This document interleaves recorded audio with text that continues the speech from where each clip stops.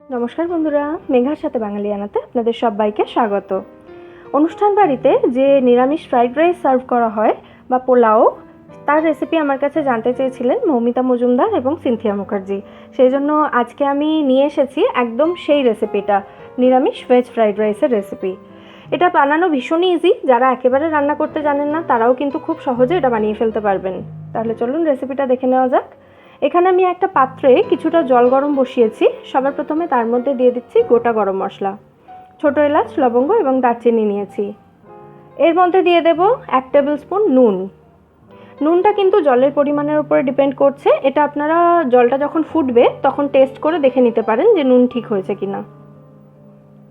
এরপর এর মধ্যে দিয়ে দিচ্ছি আমি ভিজিয়ে রাখা বাসমতি চাল। আমি 300 গ্রাম চাল আধ ঘন্টা আগে থেকে ভালো করে ধুয়ে ভিজিয়ে রেখেছিলাম। দেখুন চালের জলটা ফুটে গেছে একদম। এবার গ্যাসের ফ্লেমটা একদম লো করে দিয়ে এটাকে পুরোপুরি রান্না করে নিতে হবে ভাতটা হওয়া পর্যন্ত। মানে যেরকম আমরা নর্মালি ভাত খাই একদম সেই পর্যন্ত এটাকে কুক করব। দেখুন ভাতটা এখানে আমাদের হয়ে গেছে। এবার এটাকে গ্যাস অফ করে নামিয়ে জল ঝরিয়ে নিতে হবে। তারপর এটাকে ফ্যানের নিচে দিয়ে একটু ঠান্ডা করে নেব। এবার চলে আসছি মেন প্রসেসে। একটা কড়াই গরম করে তার মধ্যে 3 টেবিল স্পুন মতো আমি রিফাইন্ড অয়েল দিয়েছি। সাথে দিয়ে দিচ্ছি 1 টেবিল স্পুন ঘি। আপনারা কিন্তু পুরো রান্নাটাই ঘিতে করতে পারেন। ঘিটা মেল্ট হয়ে গেলে এর মধ্যে কিছু অর্ধেক করা কাজু বাদাম দিয়ে কাজু বাদামগুলোকে হালকা করে ভেজে তুলে নিতে হবে।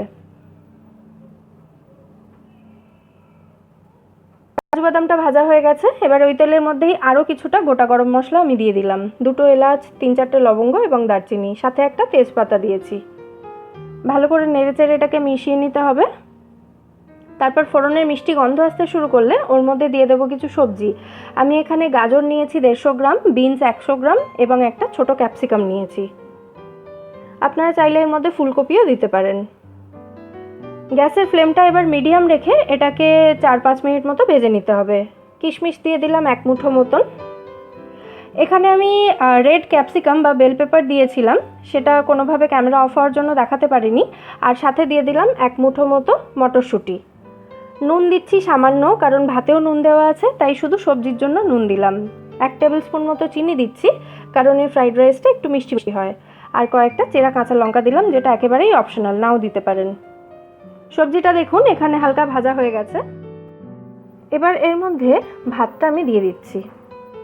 ভাতটা একটু ঠান্ডা হয়ে গেছে, ফ্যানের নিচে রেখেছিলাম আমি।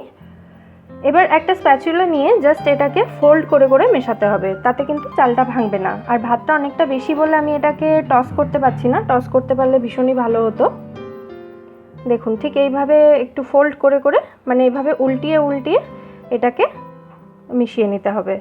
এটা মেশানোর সময় এর মধ্যে দিয়ে দিচ্ছি একসঙ্গে গুঁড়ো করে রাখা সামরিচ এবং গোলমরিচ।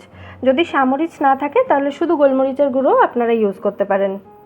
আমি দুটোকে সমান পরিমাণে নিয়ে গুঁড়ো করে সেই গুঁড়োটাই 1 টিস্পুন এর মধ্যে দিয়েছি। খুব ভালো করে মিশিয়ে নিলাম। এবার এর মধ্যে ভেজে রাখা কাজু বাদামগুলো দিয়ে দিচ্ছি। আবারও একবার খুব ভালো করে মিশিয়ে দিচ্ছি। আমাদের ফ্রাইড রাইস এখানে অলমোস্ট রেডি। এবার গ্যাস অফ করে এর মধ্যে 1 টেবিল স্পুন মতো ঘি ওপর থেকে ছড়িয়ে এটাকে ঢাকা দিয়ে রেখে দেবো আমি 2 মিনিট মতো। 2 মিনিট পর আমাদের ফ্রাইড রাইস এখানে একেবারে রেডি সার্ভ করার জন্য।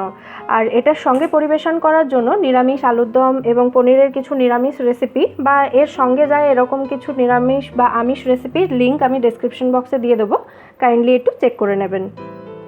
দেখুন আমাদের ফ্রাইড রাইস এখানে একেবারে রেডি।